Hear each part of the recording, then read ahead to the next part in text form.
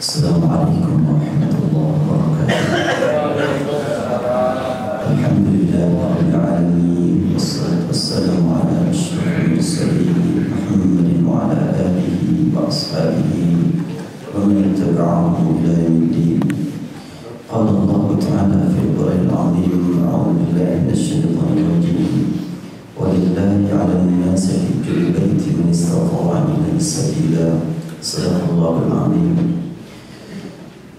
Dalam beberapa saat lagi atau beberapa waktu yang relatif singkat, 7 orang dari jemaah Masjid At-Taqwa tidak lama lagi akan mendapatkan kesempatan untuk meraih nikmat ruku di tempat rukunya Rasul, untuk meraih nikmat sujud di tempat sujudnya Rasulullah, untuk meraih nikmat persaudaraan tingkat internasional di tempat yang Allah tetapkan, di tanah suci Makkah, Madinah, dan juga akan menghadiri muktamar terbesar tahunan yang diselenggarakan hanya tanggal 9 Dzulhijjah, dihadiri oleh jutaan umat yang berdatang dari berbagai penjuru dunia.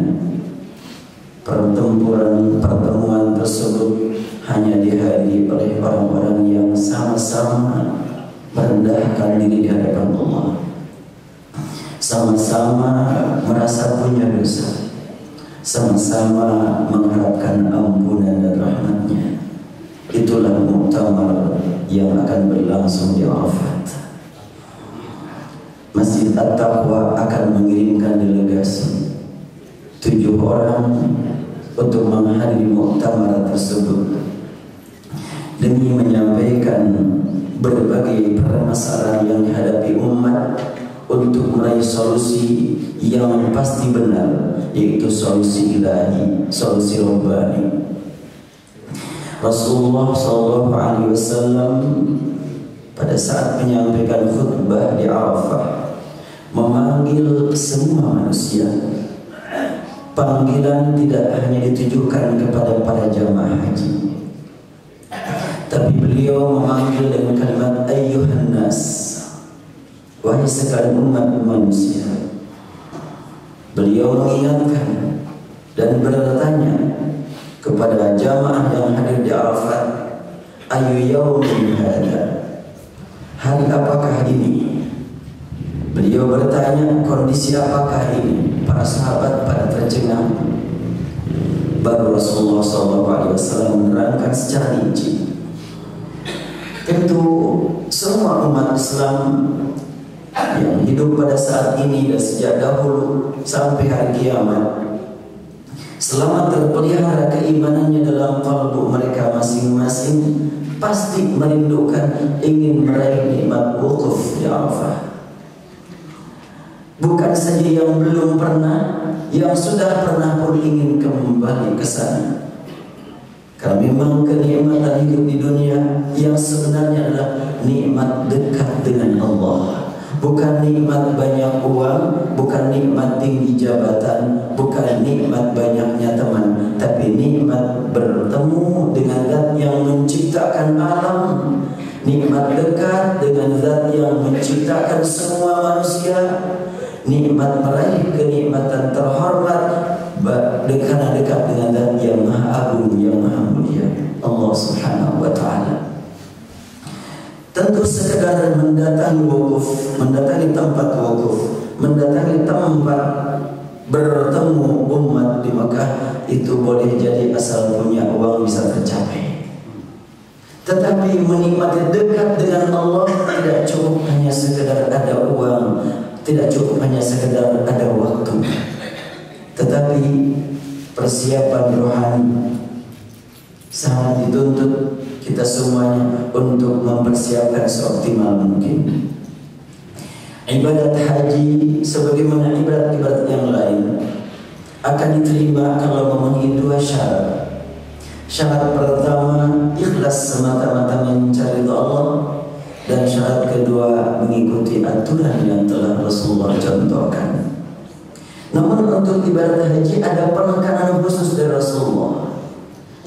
sabdanya, khudhu anni manasikakum, ambillah dariku untuk meraih nikmat ibadah haji. Bukankah salat juga dari Rasul? Zakat juga mengikuti aturan Rasul, saum juga demikian. Tetapi ada penekanan untuk haji. Kenapa demikian? Sebab perjalanan ibadah haji memerlukan waktu yang cukup panjang dan juga memerlukan dana, memerlukan kesehatan fisik. Sekian banyak yang mesti dipersiapkan untuk praktik ibadah haji. Sholat dapat dilaksanakan di mana saja, termasuk waktu kita sakit. Untuk haji tidak bisa di mana saja, harus di tempat khusus. Sholat menahan diri dari berbicara selain menghadap kepada Allah. Sholat menahan diri dari makan dan minum. Dan dalam praktik ibadah haji ada penahanan yang lebih dari sekedar itu, yaitu tidak boleh mengenakan wangi-wangian, di mana pada waktu sholat dipersilahkan. Dalam praktik ibadah haji tidak boleh bagi kaum pria dalam waktu ihram mengenakan pakaian yang berjahit, yang bermode, sementara pada waktu sholat dipersilahkan untuk berdoa dengan cara bagaimanapun. Ada apa sih dibalik sekian banyak larangan selama ibadah haji? Allah Subhanahu wa ta'ala pemilik semua kenikmatan. Allah Subhanahu wa ta'ala Maha Kuasa memberi tambahan kenikmatan.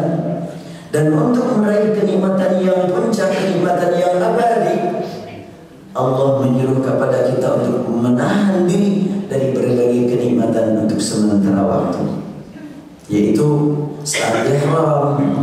Kaum pria, kaum wanita diperintah untuk menahan diri dari mengenakan wangi-wangian, motong kuku, motong rambut, dan beberapa hal lainnya. Pada saat ihram khusus pria tidak boleh memakai tutup kepala, tidak boleh memakai sepatu, tidak boleh memakai pakaian berjahit yang bisa menghubungkan antara satu ujung dengan ujung yang lainnya. Untuk kaum wanita tidak boleh mengenakan sarung tangan sebetulnya, tapi banyak yang pakai. Sebetulnya pada saat ihram kaum wanita tidak dibenarkan menutup wajah kecuali menjaga fitnah. Ada beberapa hal yang memang khusus untuk kaum pria dan khusus untuk kaum wanita. Intinya buat apa sih ada sekian banyak larangan? Kalau yang berguna, yang bermanfaat ditahan, ya apalagi yang tidak berguna, yang tidak bermanfaat, lebih lagi yang haram. Sebagai pembinaan ini selama ihram, untuk membina ini dapat menjauhkan dari berbagai yang dilarang Allah, maka yang tidak dilarang pun kita jauhkan. Sehingga kalau sudah terbukti mampu menjauhi yang berguna, mampu menjauhi yang bermanfaat, lebih lagi menjauhi yang tidak berguna, yang tidak bermanfaat, apalagi yang membahayakan. Tapi tidak sedikit pada waktu ihram orang begitu hati-hati ketika ada sesuatu yang memang meragukan, datang kepada pembimbing. Aduh Pak Ustadz, tadi saya begini gimana ya?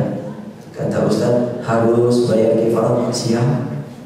Harus bayar dam, siap. Tapi setelahnya pulang dari haji kembali kepada kebiasaan. Ini memberi makna bahwa dia memang belum mencapai tingkat ibadah haji yang sebenarnya. Maka dalam hal ini dirasa perlu sekilas saja terkait dengan masalah nilai yang mesti kita cari dengan ibadah haji ini dari Allah Subhanahu wa ta'ala melalui dua jalur tadi. Ikhlas dengan benar-benar, keikhlasan yang semata-mata mencari Allah, dan penuh perhatian kepada aturan. Tentu aturan panjang pembahasannya, manasik diulang-ulang, perjalanan pembinaan manasik. Kami juga mengadakan bimbingan ibadah haji dengan menggunakan yayasan Maqlis. Sudah 13 kali pertemuan pembinaan manasik, belum juga bisa tamat, masih ada hal-hal yang tertinggal. Namun ada hal yang memang perlu ditegaskan secara sekilas saja, bahwa praktek ibadah haji itu intinya adalah mulai tanggal 8 Zulhijjah berihram melaksanakan sholat 5 waktu di Mina, zuhur, asar, maghrib, isya sampai subuh, yang 4 rakaat diqashar tapi tanpa jamak. Tapi hal ini tidak banyak dilaksanakan, walaupun ihramnya sejak tanggal 8, tapi umumnya masyarakat Indonesia langsung berangkat ke Arafah. Kita doakan semuanya dikabulkan oleh Allah. Karena untuk berangkat ke Mina memang ada yang menyatakan wajib, ada yang menyatakan tidak wajib. Tapi urusan wajib dan tidak wajib itu adalah fikih ulama. Tapi yang paling penting dan tidak ada perbedaan, tanggal 9 ada di Arafat untuk wukuf. Al-Hajju Arafat. Rasul menegaskan tanpa Arafat ibadat haji tidak tercapai. Waktu wukuf dimulai dari sejak tergelincir matahari. Batas awal tentunya selama masih tanggal 9 sampai malam itu adalah waktu wukuf. Sehingga kalau terlambat datang jam 5 sore baru datang di Arafah, masih punya waktu untuk wukuf. Bahkan sampai datang di Arafah setelah lewat waktu maghrib masih ada waktu untuk wukuf. Terjadi pada zaman Rasulullah sudah di Muzdalifah malam ke-10, datang seorang sahabat dengan membawa kendaraan yang sangat kurus kerempeng. Maka di dalam Al-Quran disebutkan, wa adzin fin nasi bil haji ya'tuka rijalan wa 'ala kulli dhamin. Dhamir kendaraan yang unta yang kurus kerempeng sudah lemah datang menuju Rasulullah di Muzdalifah. Ya Rasulullah, aku terlambat ke Arafah, tidak sempat bertemu dengan engkau. Apakah aku mendapatkan nilai haji? Rasul bersabda, siapa yang dapat menemui aku malam ini di tempat ini pulang dari Arafah, dia dapat nilai haji. Dulu ada ONH Plus yang sampai mencapai tingkat 8 bis. Dia kurang pembinaan manasiknya ke jamaah. Tiba di Arafah jam 1, jam 2 zuhur, jamaah protes, tidak mau masuk ke Arafah, ingin dikembalikan tahun depan. Sampai ONH tersebut travel tersebut bangkrut sudah. Karena kurang pembinaan manasiknya. Padahal tidak terlambat kalau datang jam 2, jam 3, jam 4 tidak terlambat. Yang bisa terlambat kalau datang ke Arafah hari keesokannya, baru itu terlambat. Kalau masih tanggal 9 sampai malam pun masih tetap. Ada orang yang berkata kalau malam bukan tanggal 9 lagi, itu tanggal 10. Itu perhitungan Hijriah. Ini tentunya untuk waktu sholat saja, tentu memperhatikan kalender Masehi. Maka demikian pula waktu wukuf memperhitungkan kalender Masehi juga. Bukankah sholat zuhur dimulai dengan memperhitungkan kalender Masehi? Tanggalnya Hijriah tanggal 9. Tapi mulai jam berapa sholat zuhur? Jadwal sholat kalender Masehi nggak ada jadwal sholat kalender Hijriah. Ini memang kadang-kadang suka kurang menempatkan ya, kurang pas menempatkan tanggal itu.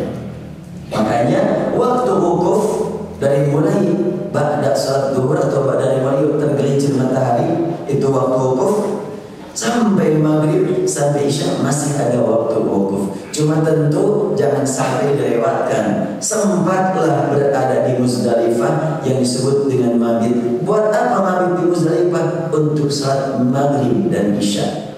Tapi umumnya jamaah datang ke Muzdalifah untuk ngambil batu. Ngambil batu boleh dari bibir kalong, tidak mesti dari Muzdalifah. Cuma kalau dibawa dari bibir kalong memberatkan ketimbangan ya. Jadi sebetulnya batu itu dari manapun boleh diambil. Yang penting itu melemparkannya, bukan mengambilnya. Tapi banyak orang yang justru memperhatikan mengambilnya. Ribut sampai di Muzdalifah ngambil batu. Ngambil batu dari mana saja boleh. Nah itu jelas sekali Rasul sendiri waktu ibadat haji batunya diambilkan oleh Ibnu Abbas. Di perjalanan dari Muzdalifah menuju Mina, maka berhenti dulu Ibnu Abbas, Abdullah bin Abbas mengambilkan batu kemudian diserahkan kepada Rasulullah. Lalu beliau yang melemparkannya di tempatnya. Kemudian itu malam tanggal 10 9 malam tanggal 10 sempat berhenti di Muzdalifah. Sekiranya tidak sempurna, paling tidak sampai ditinggal. Nah kemudian sesempurnanya bagaimana?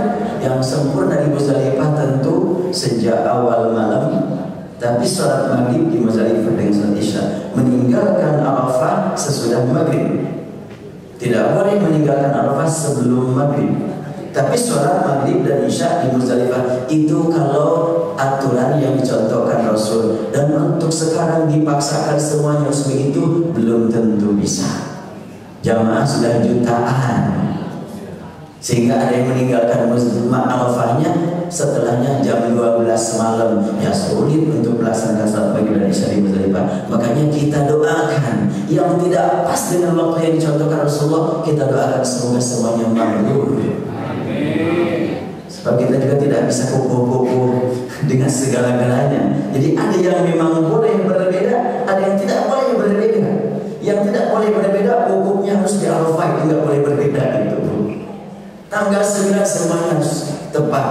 Tapi kalau jamnya, mulainya nggak bisa dipaksakan dengan jumlah jamaah yang semakin hari semakin tahu semakin bertambah. Kemudian hari ke-10 Rasulullah SAW meninggalkan Muzdalifah setelahnya sholat subuh, bahkan setelahnya terbit matahari. Untuk sekarang tidak bisa dipaksakan begitu lagi. Lalu Rasulullah menuju ke Mina, melempar jumrah Aqabah dan lalu menyembelih hadyu. Setelahnya menyembelih hadyu, beliau motong rambut. Setelah motong rambut, beliau menuju ke Mekah, tawaf ifadah. Itu praktek Rasul. Sekarang ingin persis seperti itu sangat sulit. Makanya yang paling penting adalah apa yang diberikan oleh Rasulullah, keringanan yang diambil. Antara lain mana yang lebih dulu boleh. Mau melempar jumrah dulu kemudian potong rambut, atau melempar jumrah lalu motong kambing lalu motong rambut, silakan. Atau mau ke Arafah ke Mekah dulu, tawaf dan sa'i baru menuju Mina, silakan. Sebab pada waktu Rasulullah pun para sahabat berbeda-beda, sehingga datang menghadap kepada Rasulullah. Setelah mereka tahu bahwa Rasulullah sudah ini, kata sahabat, ya Rasulullah aku belum motong, sekarang aja. Ya Rasulullah aku belum tawaf, ya sekarang saja.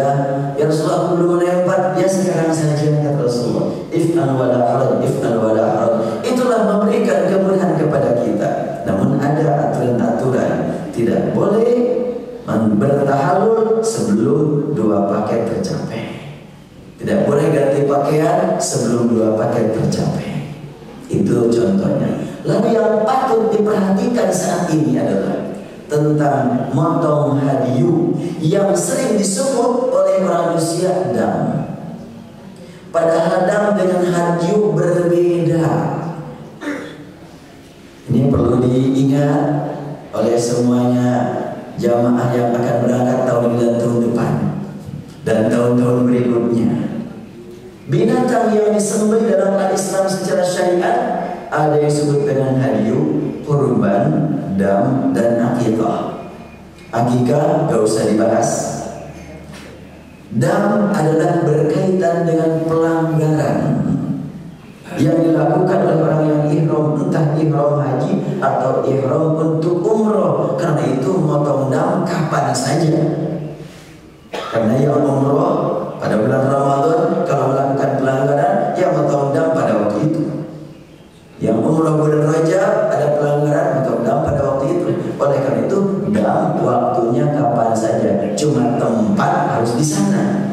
Ketika hadyu disebut dam, banyak para jamaah haji yang memotong hadyu sembarang waktu. Ini mudah-mudahan tidak terulang oleh jamaah sekarang, karena beda statusnya. Hadyu ini Al-Quran menegaskan, wala tahliqu ru'usakum hatta yablughal hadyu mahillah. Kamu jangan motong rambut sebelum tiba waktunya motong hadyu. Jadi motong hadyu dengan motong rambut sama, itu tanggal 10 Zulhijjah sampai tanggal 13 Zulhijjah. Dan saya sudah berkali-kali menemui para jamaah haji dari luar KBRI